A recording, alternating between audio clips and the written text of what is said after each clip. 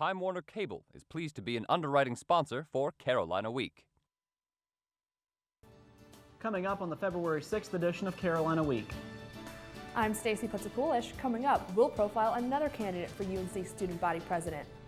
I'm Erin Summers. I'll tell you how the UNC campus-wide hopes to get Carolina to beat Duke off the basketball court. In sports, the women's team got the Heels off to a strong start in Rivals Week. Weathercaster Johnny O tells us if we'll see rain tonight or just the tears of some unhappy Duke fans. All that and the excitement of a new football recruiting class. Carolina Week starts right now.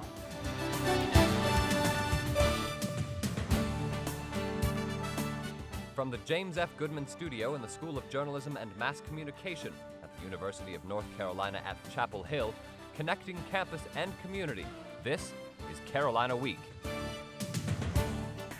Hello and welcome to the Wednesday edition of Carolina Week. I'm Sarah Huffman. And I'm Adam Rue. Thank you for joining us.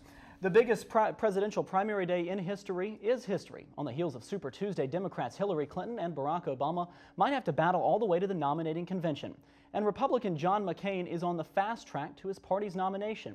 Mike Huckabee won 5 southern states, and now there's talk of a McCain-Huckabee ticket. Mitt Romney vows to stay in the race until the bitter end. Clinton and Obama basically split the important races last night, and the pair is now looking ahead to big contests in the next week. North Carolina's primary isn't until May 6th, and the close race between Clinton and Obama means ours could turn out to be a pivotal state when it comes to selecting the Democratic nominee. After Super Tuesday, the 2008 presidential election isn't the only race heating up. In a few days, UNC will name its own student body president. Reporter Stacy Putzakulish joins us from the studio with a look at one of the candidates. That's right, Adam. We've shown you Logan Lyles and Kristen Hill, and now it's time to give you a closer look at the third candidate, J.J. Rayner. With only 6 days left on the campaign trail, J.J. Rayner's spirits are higher than ever.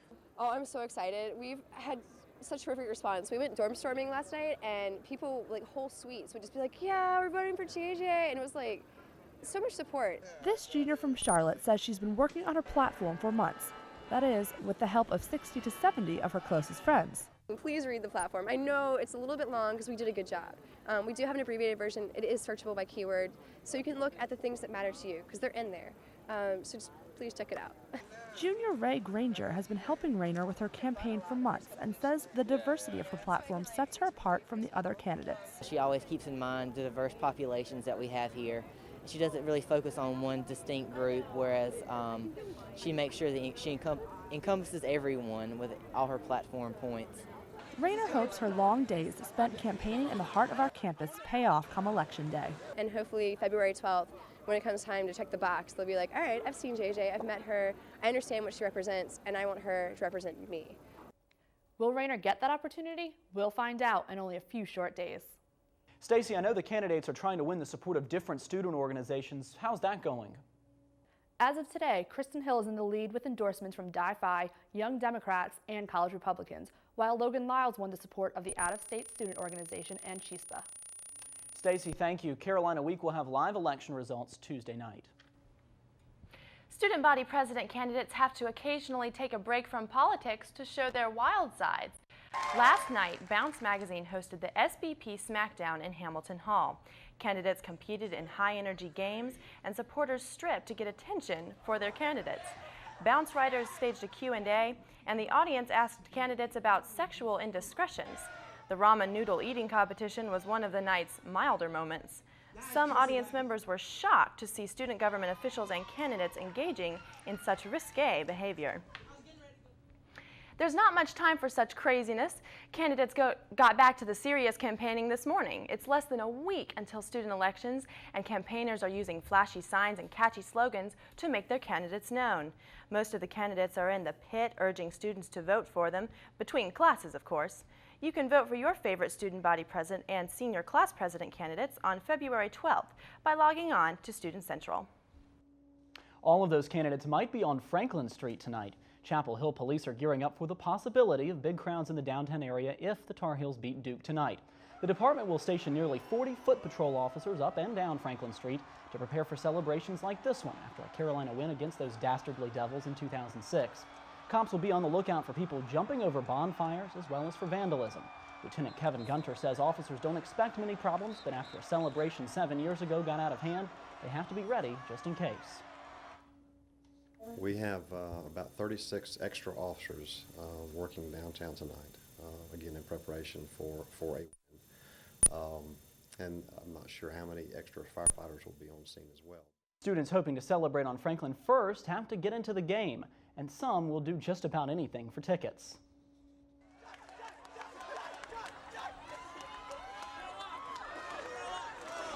Students gathered in the pit today to witness two teams compete in the annual What Would You Do for Duke Tickets contest. Team Squawk ate worms from the audience members' mouths and then made a batter of body hair and raw eggs to show their willingness to do anything to get into the game. Team Chug crafted a milkshake of clam juice, eggs, dog food, raw fish to disgust the crowd. Then they took a bite out of the whole fish. Here he goes, look at it. Those efforts In the weren't enough. battle of the bird versus the fish. The bird wins.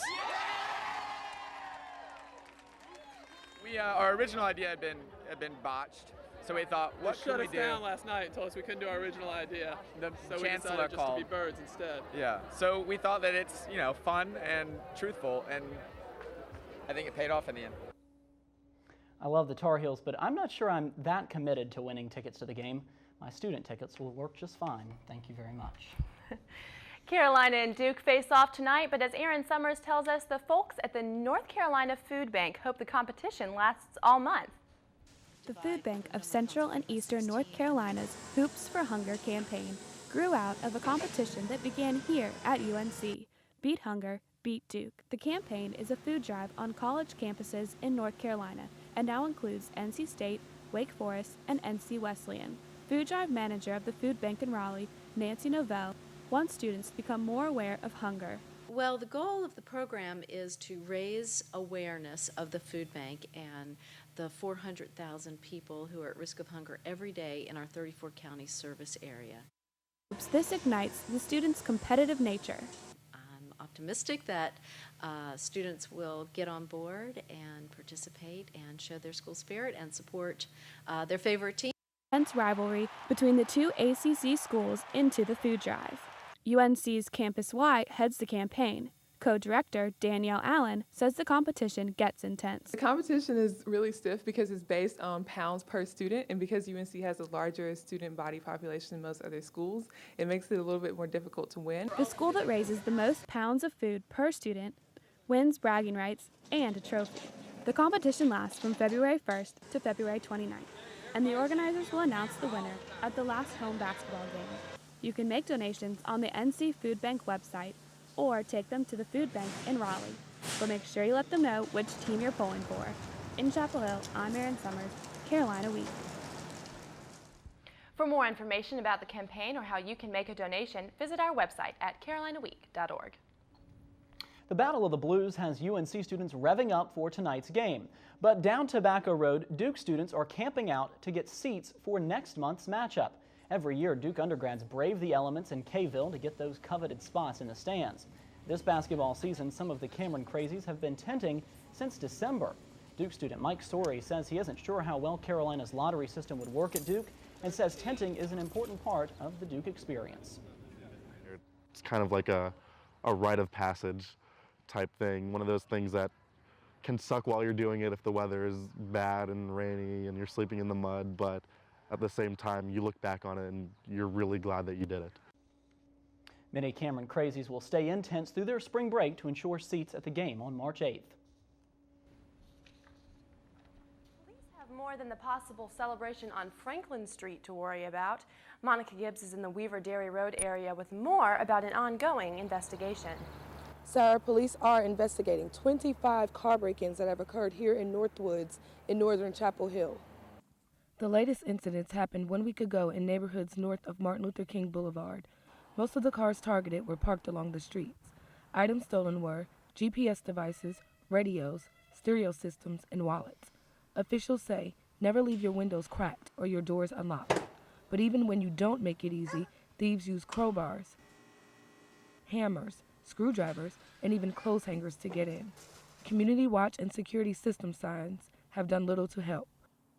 The owner of this car knows that terrible feeling of finding your car ransacked. And I noticed that the glove compartment was open, all the papers inside were scattered around the car, My glasses, which I keep in the car, were opened and slung across the seat. Someone stole UNC student Lauren Sullivan's entire CD system. Well, it's been broken into 3 times in the past year and a half, which, hasn't been very fun. But they break in through my window and just steal my CD player and then whatever else they can find that looks like it's valuable. Monica, do the police have any leads? Sarah, they actually have arrested 2 teenagers in another community nearby, but they haven't related any of those charges with this incident, so they'll continue with the investigation. Thank you, Monica. Monica Gibbs in the Weaver Dairy Road area. It's the big day, Carolina versus Duke. Later in the newscast, we'll preview the biggest matchup in college basketball, the very reason some of us draw breath.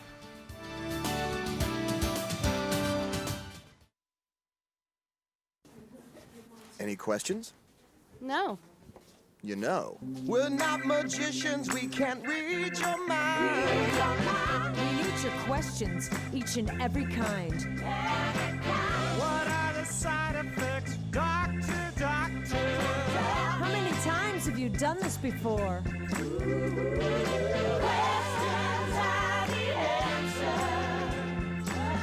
Will this react with my other medicine? Hey, what are all these tests even for? You have the power to say what's on your mind. We need your questions, each and every kind. Questions are the answer. Questions are the answer.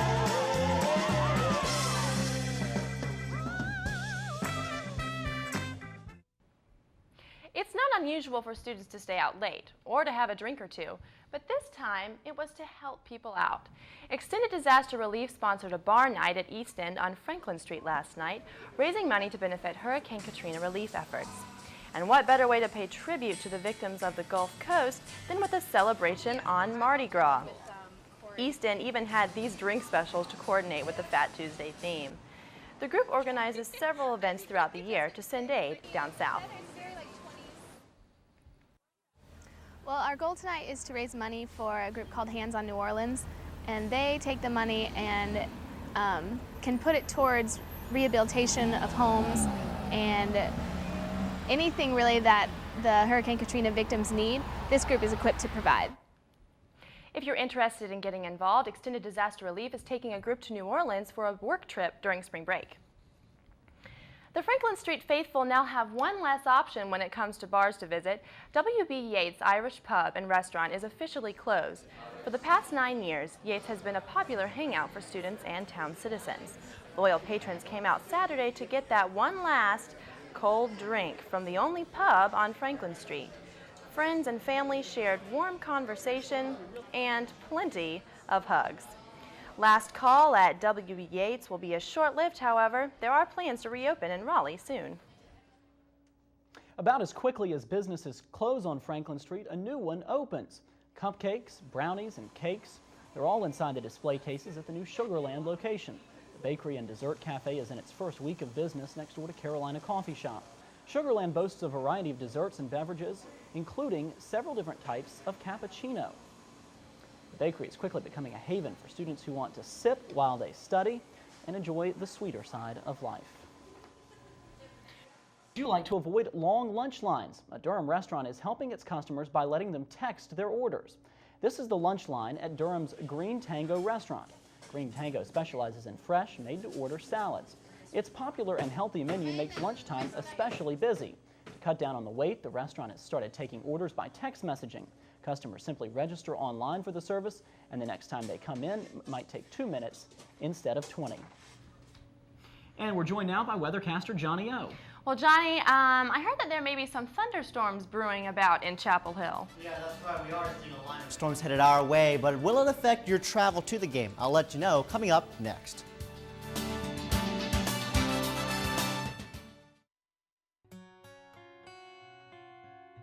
I was in a drunk driving accident down in Melbourne, Florida. Everything I do is a challenge at different levels. Anytime I can get out of my chair and do something, I have that sense of freedom. I think everybody on this earth, whether they know it or not, is ultimately trying to achieve that freedom. Able Flight, flight training scholarships for people with disabilities.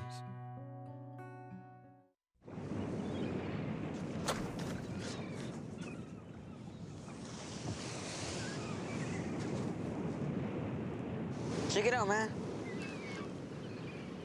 What is that? It looks like someone's belly. Yeah, probably lost it walking on the beach. Man, just leave it. Let's go.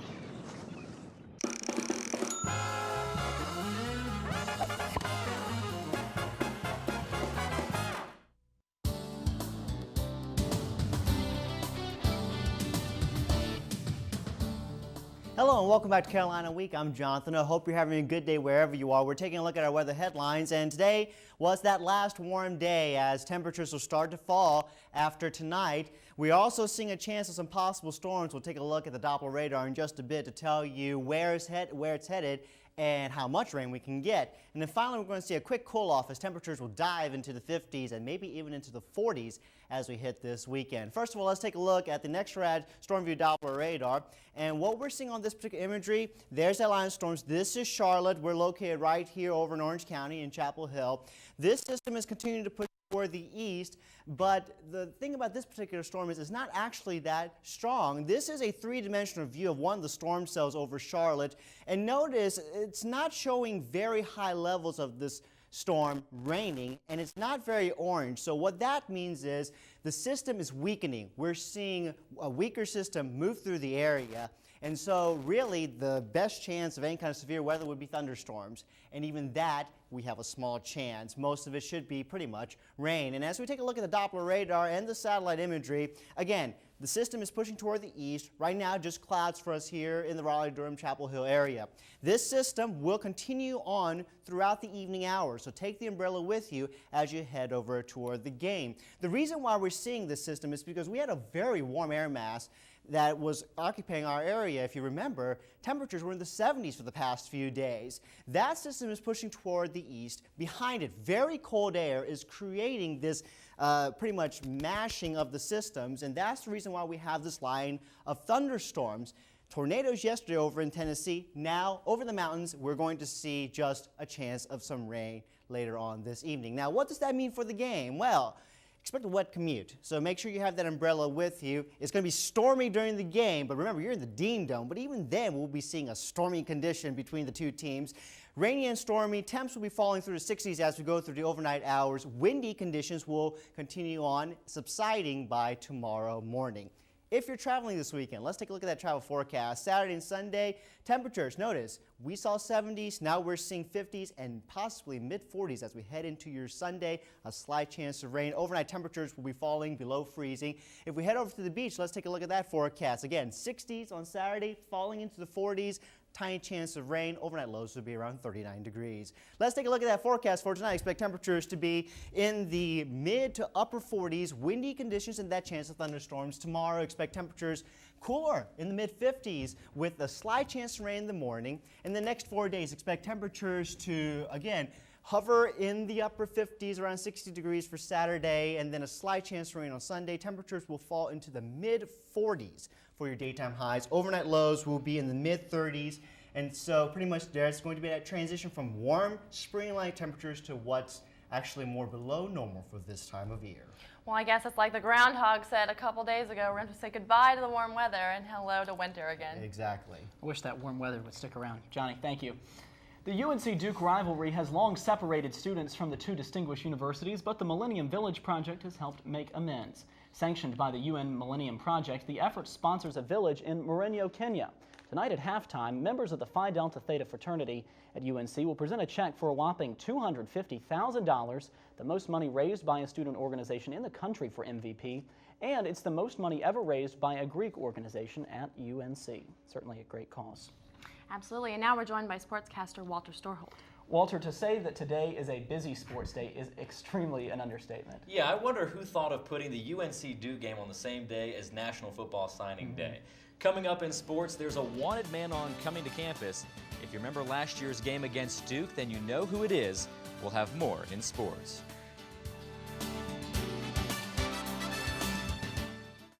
How you doing? I just want regular, no sugar today. You got it. Thanks. Hello. Hi. Did you eat that whole thing today? Yeah. Yeah. Hi, how you doing? She's getting big, huh? Good. Yeah, she is big. Great haircut. Yeah. Yeah, looks cute. Come on, let's go. Nice to see you. Thanks a lot. If only child abuse were this easy to recognize. If you even suspect abuse, call 1-800-4-A-CHILD. All calls are anonymous and confidential. Trust your instincts.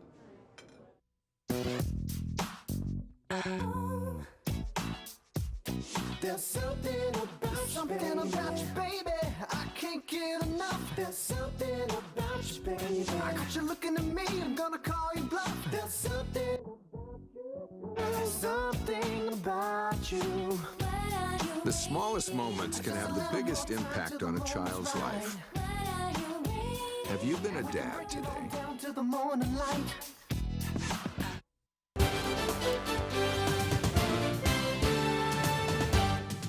One down, one to go. Let's take a look at tonight's Battle of the Blues.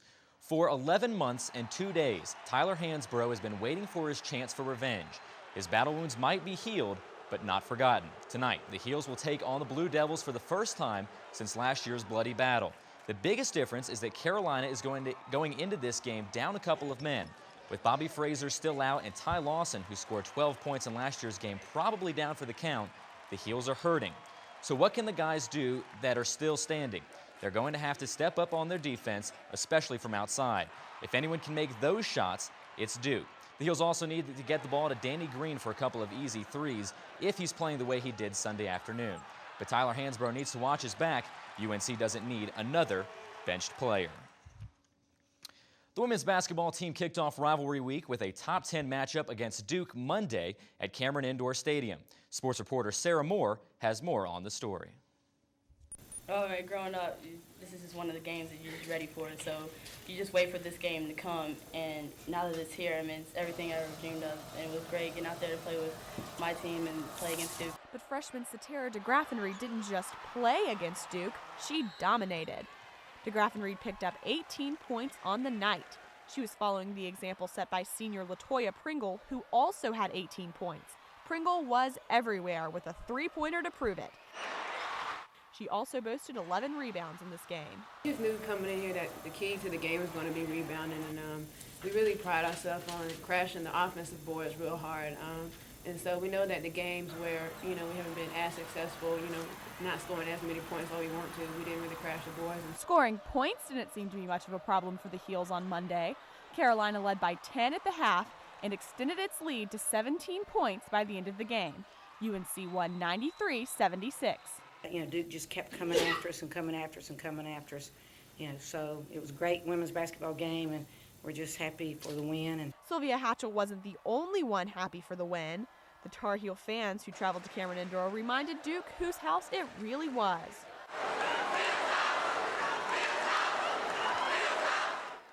Maybe it will stay the Heels' house when these two teams meet at Carmichael later this year. In Durham, I'm Sarah Moore, Carolina Week Sports. Today marks the culmination of Butch Davis's second recruiting class. And although there aren't a lot of recruits, the ones that are coming to UNC are high caliber. One of the big stories is the speedster from Arizona, Jamal Womble. Womble comes to UNC as a four-star running back ranked 13th in the nation. At 5'10", he isn't the biggest back, but that's good. Carolina already has bigger running backs, so Womble will provide a nice balance. And something else the coaches are excited about is his acceleration, which makes him a viable receiving threat, and his ability to catch swing passes and maneuver in the flat will help UNC's quarterbacks in pressure situations. Womble's agility and low center of gravity give him the ability to shake tacklers, and his biggest asset is his speed, allowing him to burn defenders once he's out in the open. Most of Carolina's recruiting class, however, focused on the defense. The Tar Heels picked up several additions at key positions, most notably the nation's 6th and 18th ranked defensive ends, Quentin Copples and Robert Quinn. And four-star safety Herman Davidson might be able to follow in the footsteps of Tremaine Goddard when he graduates. And Carolina's linebackers core is stronger with the number 11 and 12 ranked players in the nation. Kevin Reddick is from the 4A state champion New Bern Bears right here in North Carolina. All in all, Butch Davis is pleased with the outcome of signing day. That as you look at the 2008 class, one of the things that from having the opportunity to work with our current football team, what we wanted to try to do was to balance out and to complement the 07 team. And guys, we've just been handed an update about the Ty Lawson situation for tonight's UNC Duke game. And the update is there is no update. A decision will not be made until game time. We'll find out if Lawson will play when game time rolls around. A lot of people have their fingers crossed that Lawson will be playing, but I think Coach Roy Williams says he's kind of skeptical about playing Lawson. Certainly important games coming up later in the season. They don't want to hurt him for those. Quentin Thomas might have to step up and shine in his senior role tonight. Yeah, absolutely. Thank you, Walter. Even in the midst of basketball season, there's still excitement about football. Coming up, a live report from the party celebrating another outstanding group of signees for Butch Davis and the football team.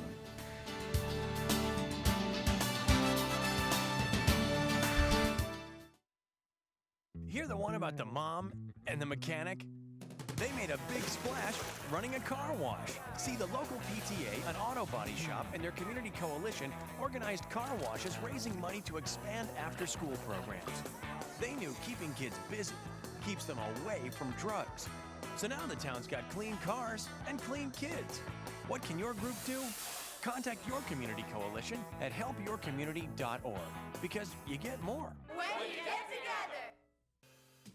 If you have a story idea, contact Carolina Week at 843-8292. You can also visit us online at carolinaweek.org.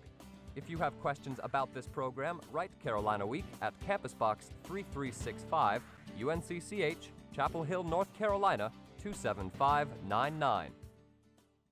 Recycling a glass bottle saves enough energy to run the TV you're watching for 1 full hour. Recycle. It's the everyday way to save the world. Recycling all our Sunday papers would save over 500,000 trees a week. Recycle. It's the everyday way to save the world.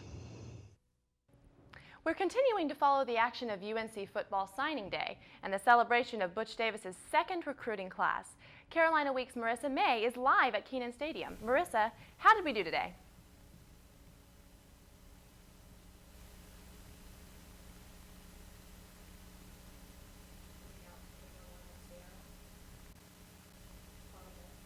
It looks like we're having some technical difficulties with our live shot, but if we can just bring it over here. You know, I was thinking about just the competition, or just how football does compared to basketball, and how, you know, we're basically a basketball school, but then football is, you know, always kind of second to basketball. But even then, I wonder if with this new recruiting class that we can